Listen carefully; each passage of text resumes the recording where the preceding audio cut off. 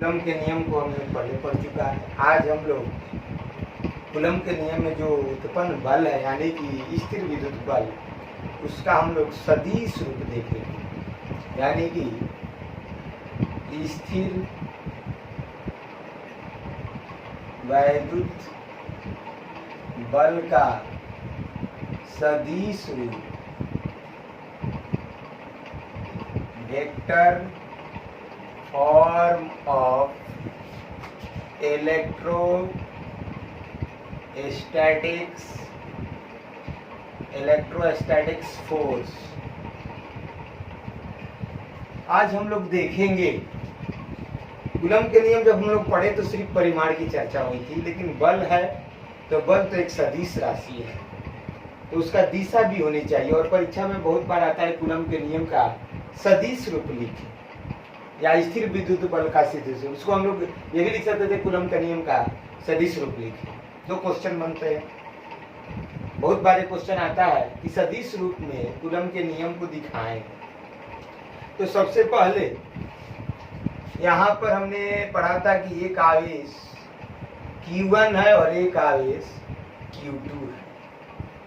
ये भी हम लोग पढ़े थे कि यहाँ से यहाँ तक की बीच की दूरी को R, लेकिन अब थोड़ा सा चेंज करेंगे। पहले ये देखेंगे कि इधर हम जब देखे थे तो क्या आते थे कि Q1 के द्वारा Q2 पे लगा हुआ बल यानी कि F21 नाम दिया गया था। अगर यहीं इधर लिखना होगा तो हम लोग क्या लिखेंगे F12। इधर का कहते हैं क्या कि Q1 पे Q2 के द्वारा लग रहा है बल, और उधर कहते हैं कि Q2 पर Q1 के द्वारा बल लग रहा है। तो इसका सदिश रूप अगर देखना है तो हम एक मूल बिंदु मान लेते हैं, मूल बिंदु यानी कि ओरिजिन। क्योंकि स्थिति सदिश जब हमने पढ़ा था 11वीं क्लास में जब हम स्थिति सदिश पढ़ाए थे तो हम बताए थे कि किसी भी सदिश या किसी भी बिंदु का जो सदिश होता है वो मूल बिंदु से देखा जाता है।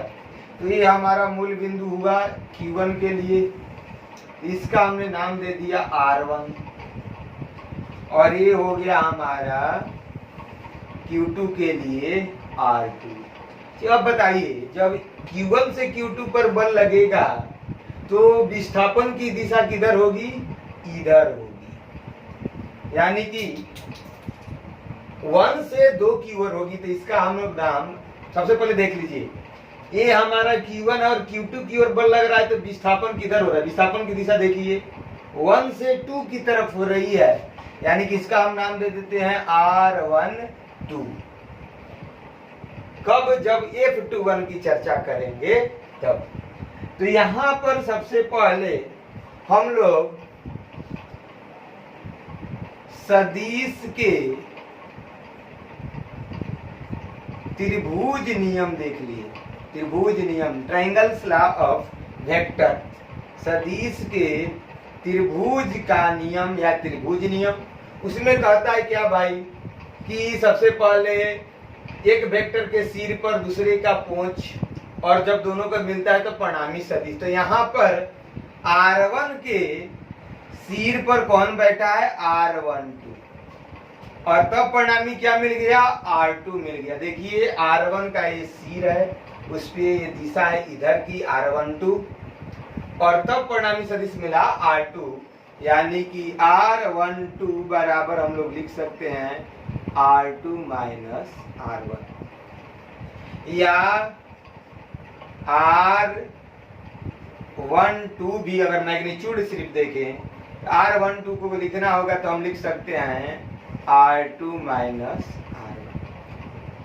तो मैग्नीट्यूड में कभी कल मकाम दे भी सकते हैं, नहीं भी दे सकते। ये भी अगर लिखेंगे तो कोई गलत बात नहीं होगी, क्योंकि ये परिमाण सिर्फ दे रहा है। इसको भी लिख सकते हैं, ये भी दोनों तरफ से व्यक्त किया जाता है। तब कूलम्स के नियम का सदिश रूप देखते हैं। तो पहले कूलम्स का फॉर्मूला क्या था? बल का F21 बराबर 1/4 pi epsilon not Q1 into Q2 बटे में, अब यहाँ पे क्या लिखेंगे? R12 का होल स्क्वायर, परिमाण है, और यहाँ पर हमको दिशा दिखाना है, तो एकांक सदिश उसका मैग्नीट्यूड कितना होता है एकांक सदिश का 1। यहाँ पे हम लिख देंगे R12 का ऊपर में क्या है, सदिश नहीं एकांक सदिश। एकांक सदिश का मैग्नीट्यूड 1 होता है, लेकिन दिशा क्या है 1 से 2 के तरफ हो गई। अब इसको इस तरह से भी लिख सकते हैं, या लिख सकते हैं 1/4 pi epsilon not Q1/Q2 R12 का होल स्क्वायर। अब हम चाहते हैं कि एकांक सदिश से सदिश में बदलें, तो 11 क्लास में फॉर्मूला है, पहले फॉर्मूला देख लिया जाए। किसी सदिश का एकांक सदिश निकालना है, उस सदिश में उसके मापांक से भाग दे दिया जाता है। यहाँ पर R12 सदिश में इसके मापांक से भाग दे देंगे R12 से, तो यहाँ पर ये लिखे चाहिए, दोनों एक ही बात है। 11 क्लास में ये बताया गया है कि किसी सदिश में उसके परिमाण से भाग दे दें तो एकांक सदिश मिल जाता है। अब चलते हैं 1/4 pi epsilon not Q1 Q2 बटे में R12 का होल क्यूब और R12 भी लिख सकते हैं, या 1/4 pi epsilon not Q1 Q2। अब यहाँ पर बटे में R12, यहाँ पे R12 का देख लीजिए वैल्यू R2 माइनस R1 भी लिख सकते हैं, इनटू यहाँ पर R12 को लिखना है, इसको हम लिख सकते हैं R2 माइनस R1। तो इस तरह से कूलम्स के नियम का सदिश रूप है। तो सदिश रूप में व्यक्त करने के लिए पहले हमें मूल बिंदु का सहारा लेना पड़ता है, और मूल बिंदु से प्रत्येक बिंदुओं का सदिश स्थिति सदिश देखा जाता है, और तब हम लोग सदिश के त्रिभुज नियम के द्वारा उसका दिशा पता करते हैं, उसका मैग्नीट्यूड पता कर लेते हैं, और तब कूलम्स के नियम में जो स्थिर विद्युत बल मिला था उसमें मान रखने पर हमें कूलम्स के नियम का सदिश रूप पता चल जाता है। इसी तरह से अब कोई कहे F12 लिखिए, उसके लिए हम क्या लिखेंगे 1/4 pi epsilon not Q1 Q2 बटे में, अब यहाँ पे चेंज कर देंगे R1 माइनस R2 का होल क्यूब और ये R1 माइनस R2 लिख देंगे। तो इस तरह से ये स्थिर विद्युत बल का सदिश रूप हुआ, क्या कूलम्स के नियम का सदिश रूप हुआ। ये टॉपिक बहुत इंपॉर्टेंट है परीक्षा, खास करके बोर्ड के लिए। बहुत बार बिहार बोर्ड में, यूपी बोर्ड में, जितने भी हमारे हिंदी मीडियम के बोर्ड हैं, इसमें आता है कि स्थिर विद्युत बल का सदिश रूप लिखें या कूलम के नियम का सदिश रूप लिखें। तो सदिश रूप में आपको क्या करना है, सबसे पहले आपको उसकी दिशा देखनी है, फिर उसको मूल बिंदु से स्थिति सदिश पता कर लीजिए, फिर सदिश के त्रिभुज नियम से उसका मैग्नीट्यूड पता कर लीजिए, और तब कूलम के नियम में जो बल मिला था उस बल में हर मान को रख देते हैं, तो हमें कूलम्स के नियम का सदिश रूप लिखने में कोई दिक्कत नहीं होती है। अगला है अध्यारोपण सिद्धांत।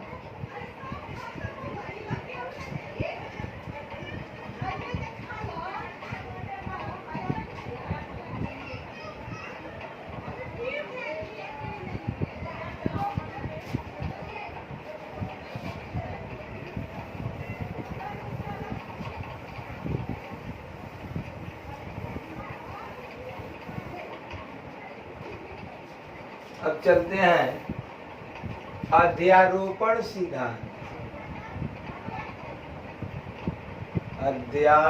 अध्यारोपण सिद्धांत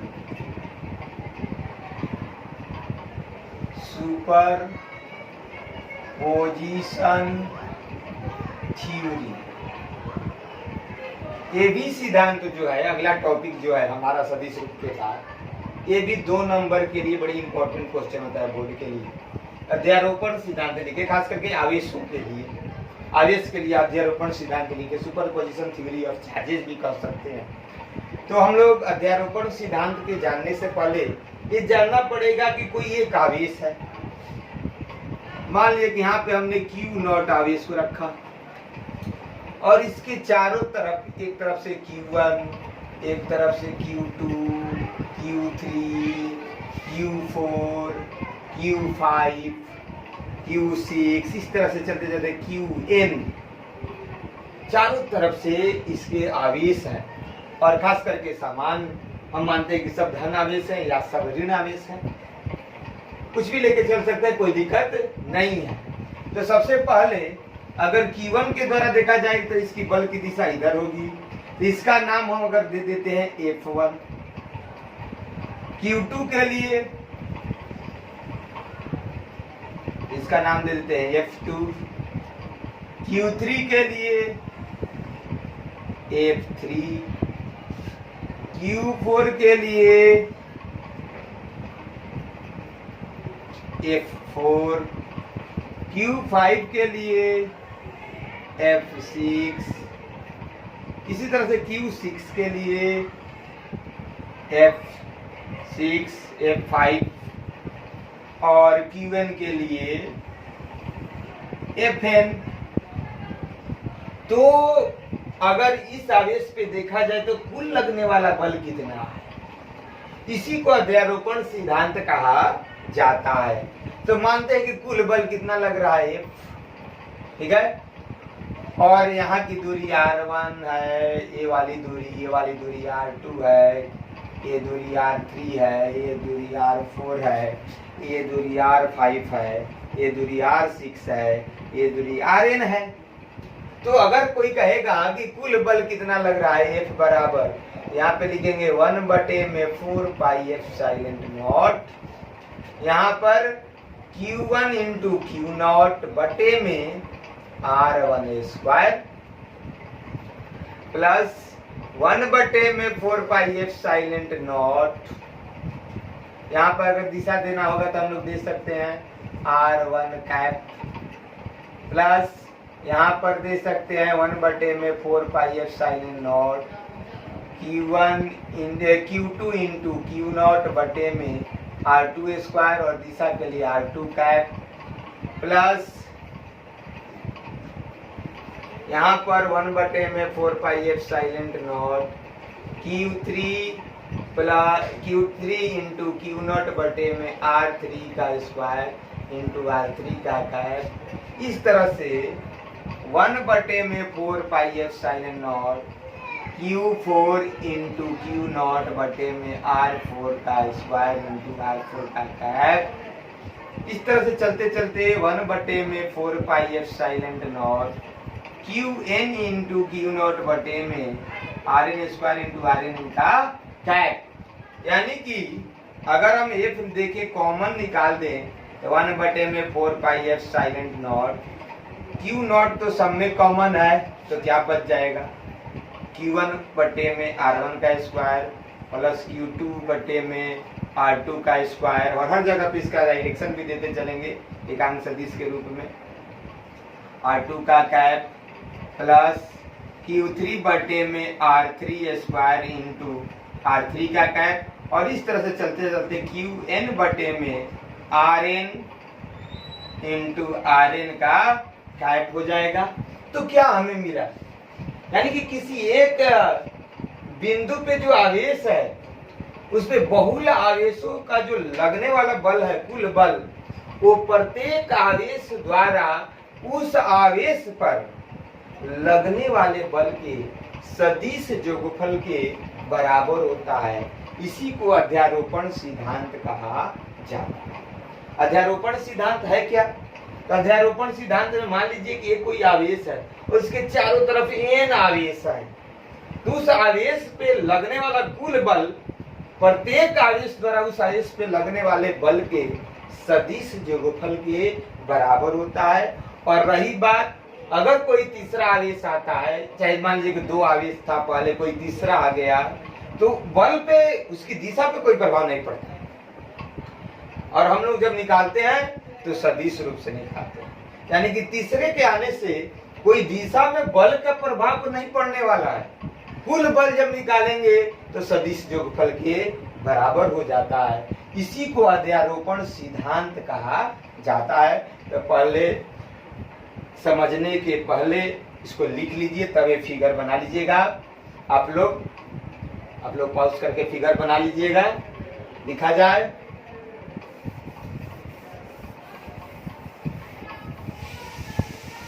किसी आवेश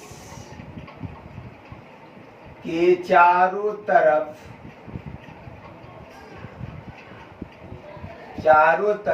बहुल आवेश हो, बहुल मतलब दो से अधिक, बहुल आवेश हो तो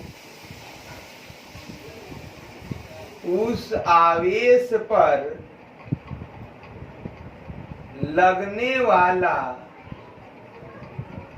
कुल बल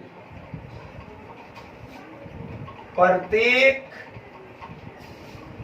आवेश के द्वारा उस आवेश पर, प्रत्येक आवेश के द्वारा उस आवेश पर लगने वाले बल के सदिश योगफल के बराबर होता है। इसी को हम लोग अध्यारोपण सिद्धांत कहते हैं। जो सिद्धांत है, इसी सिद्धांत को अध्यारोपण सिद्धांत कहा जाता है। तो आज हम लोग दो टॉपिक, कूलम्ब्स के नियम का सदिश रूप और दूसरा टॉपिक अध्यारोपण सिद्धांत देखे। और परीक्षा की दृष्टि से ये दोनों बहुत इंपॉर्टेंट टॉपिक है। अध्यारोपण सिद्धांत भी बहुत बार परीक्षाओं में आता है और कूलम्ब्स के नियम के सदिश रूप में भी परीक्षाओं में आता है। तो आज का क्लास इतना ही रहेगा।